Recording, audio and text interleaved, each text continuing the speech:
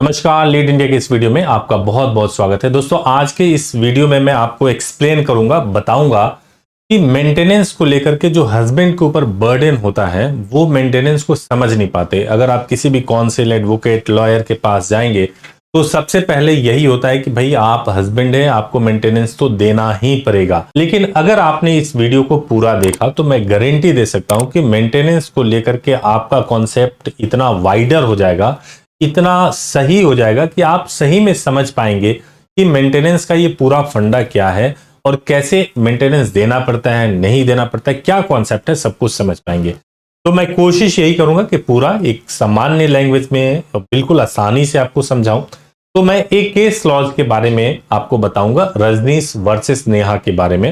ये एक बहुत ही इंपॉर्टेंट केस लॉज है और इतना लैंडमार्क एक जजमेंट है ये, जिसको कई मेंटेनेंस, जब भी कोई मेंटेनेंस केस फाइल किया जाता है तो उसमें इस केस को कोर्ट भी किया जाता है।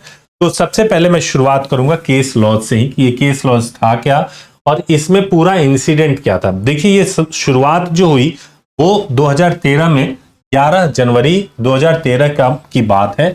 वाइफ जो है वो घर छोड़ती है और वाइफ के घर छोड़ने के बाद से सबसे पहले वाइफ ने ये किया कि 2 अक्टूबर को, अक्टूबर नहीं, ये सितंबर है, 2/9/2013 को मेंटेनेंस फाइल कर दिया वाइफ ने अंडर सीआरपीसी 125। उसने खुद के लिए मेंटेनेंस मांगा और अपने बच्चे के लिए मेंटेनेंस मांगा। ये 2013 की बात है। 2015 में फैमिली कोर्ट ने, आपको जानते हैं कि जब मेंटेनेंस अवॉर्ड किया जाता है तो फैमिली कोर्ट के पास ही मैटर जाता है। 2015 में फैमिली कोर्ट ने 15,000 मेंटेनेंस वाइफ के लिए और 5,000 बच्चे के लिए अवॉर्ड कर दिया। तो और ये भी जो अवॉर्ड किया गया वो ये किया गया कि जब से ये लिटिगेशन स्टार्ट हुआ है, यानी कि 1/9/2013 से 31/8/2015 के बीच में जितने पैसे बनते हैं वो सब जोड़ करके देना पड़ेगा। फिर ये मैटर जो जाता है वो हाई कोर्ट में जाता है और हाई कोर्ट में हस्बैंड लेकर के जाते हैं। हस्बैंड ने चैलेंज किया, मैटर हाई कोर्ट जाता है, बॉम्बे हाई कोर्ट में जाता है और फैमिली कोर्ट के ऑर्डर को चैलेंज किया जाता है। जब ये मैटर चैलेंज होता है तो हाई कोर्ट में भी हस्बैंड की बात नहीं सुनी गई और क्या हुआ कि हाई कोर्ट ने पिटीशन को डिसमिस कर दिया और ये जो 15,000 था उसको बढ़ा करके हाई कोर्ट ने 20,000 कर दिया कि आपको 20,000 पे करना है, 2 लाख एरियर्स जो बचे हुए हैं वो भी देना है, 3 लाख का फाइन भी देना है। तो इतना सारा बर्डन जो है हस्बैंड के ऊपर डाल दिया गया। फिर 14/10/2019 को, 1 साल के बाद, कुछ अमाउंट जो है हस्बैंड के द्वारा पे किया गया और थोड़ा बहुत अमाउंट बचा हुआ था और मतलब पूरा टोटल पेमेंट नहीं हुआ था। और इसके बाद से जो है हस्बैंड को डायरेक्ट किया गया, चूंकि अमाउंट ड्यू था तो हाई कोर्ट के द्वारा ही डायरेक्ट किया गया कि भाई आप 45 दिन के अंदर 1,45,000 आप पे करिए, नहीं तो जेल जाने के लिए तैयार हो जाइए। ऐसा हाई कोर्ट ने बोला हस्बैंड को। ये 2019 की बात है। फिर 2020 में जो है ऑर्डर पास टू पे 50% of 5 lakh with in 4 weeks.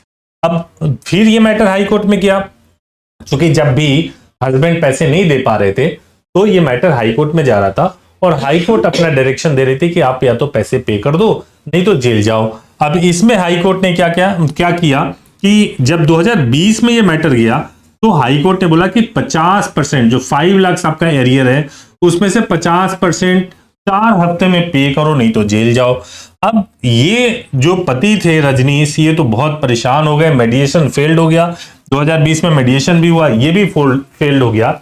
इतना सब कुछ होने के बाद से फिर हस्बैंड ने कहा कि यार करे तो क्या करे, कोई ऑप्शन नहीं था। तो अब सोचिए, जब ऐसी स्थिति आ गई हो, मरता क्या नहीं करता, उसको तो यही लग रहा होगा कि अब मेरी जिंदगी यही हो गई है और मेरे पास कोई रास्ता नहीं है। लेकिन रजनीश ने हार नहीं माना, क्योंकि इनका नाम ऐतिहासिक अक्षरों से लिखा जाना था और इसी वजह से इन्होंने केस फाइल किया सुप्रीम कोर्ट में।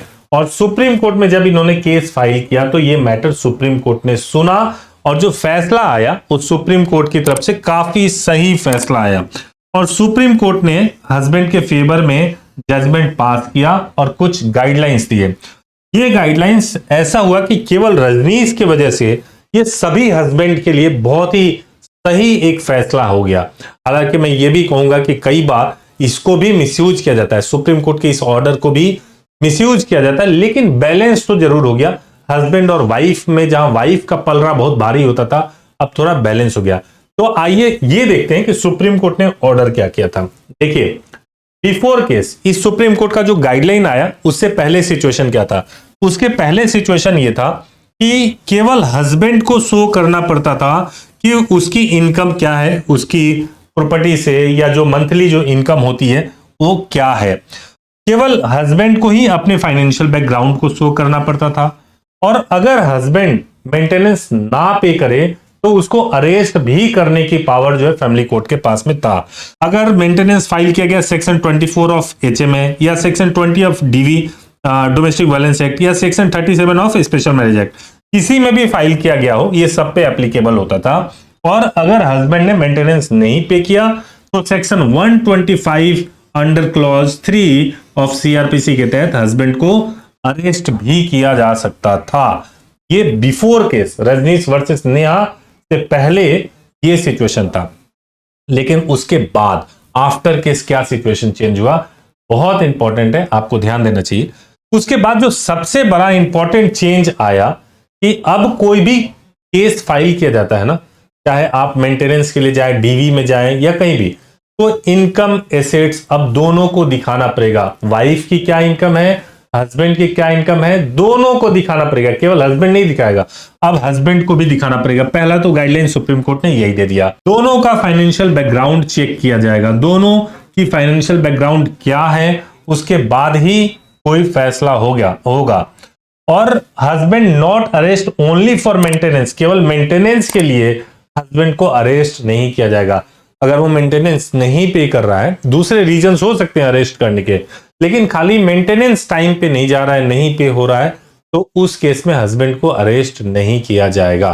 तो ये गाइडलाइंस आए सुप्रीम कोर्ट के द्वारा, और ये गाइडलाइंस जो है section 24 of HMA, section 20 of DV act और सेक्शन 37 ऑफ SMA, इन तीनों में ये गाइडलाइंस आया है। तो जब कभी भी आपको बहुत दबाव महसूस होने लगे, आपको लगे कि मेंटेनेंस देना ही देना पड़ेगा, तो आपको इस केस लॉज को, रजनीश वर्सेस नेहा को जरूर देख लेना चाहिए। अब इस पूरे केस लॉज को सुनने के बाद से आपके मन में कुछ प्रश्न भी आ रहे होंगे, मैं उसका भी आपको कुछ आंसर करता हूं कि आपके मन में जो सवाल है, तीन मोटे तौर से 3 FAQs में लूंगा। सबसे पहला, can a husband claim maintenance from his wife. देखिए, 2 चीज है, इसको 2 एस्पेक्ट में देखते हैं।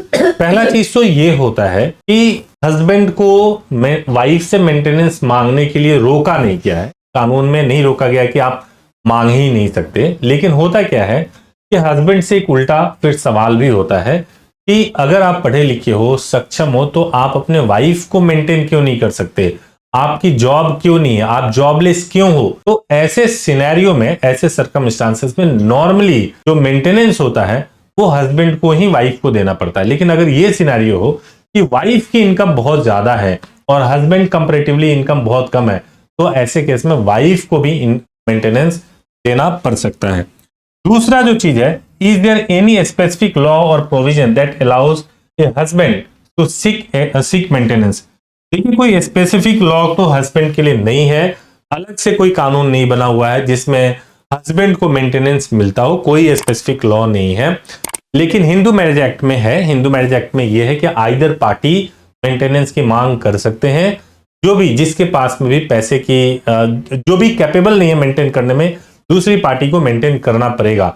लेकिन इसको प्रूव करना, इसको प्रूव करके हस्बैंड ये प्रूव करे कि वाइफ जो है कैपेबल है मेंटेन करने के लिए और हस्बैंड कैपेबल नहीं है, ये एक बहुत ही ऐसा सर्कमस्टांसेस होता है जो नॉर्मली नहीं होता है। तीसरा जो है, can a husband claim maintenance if he is a unemployed. नहीं, केवल अनएम्प्लॉयड से नहीं होता है, केवल अनएम्प्लॉयड होना काफी नहीं है। अनएम्प्लॉयड है तो भी आप काम कर सकते हो। कोर्ट्स का रुख ये होता है, आप भले अनएम्प्लॉयड हो लेकिन आपकी एजुकेशन है, तो आप क्यों अनएम्प्लॉयड हो, आप कोई भी छोटा मोटा बिजनेस कर सकते हो। आप ये नहीं बोल सकते कि मैं घर पे बैठा हूं, मेरी नौकरी नहीं है तो मैं पैसा नहीं दे सकता, ऐसा नहीं हो सकता। Can a husband claim maintenance if he has custody of the children. अगर बच्चे की कस्टडी हस्बैंड के पास में है और वाइफ का बहुत अच्छा अर्निंग है, तो बिल्कुल वाइफ से मेंटेनेंस की मांग की जा सकती है। तो उम्मीद है कि इस वीडियो से आपको बहुत क्लियरिटी मिला होगा। अगर आपका कोई भी प्रश्न है तो आप जरूर कमेंट बॉक्स में पूछिए। अगर वीडियो अच्छा लगा हो तो इसको लाइक कीजिए, चैनल को सब्सक्राइब कीजिए, बेल आइकन प्रेस कीजिए। Thank you so much for watching this channel. Thank you.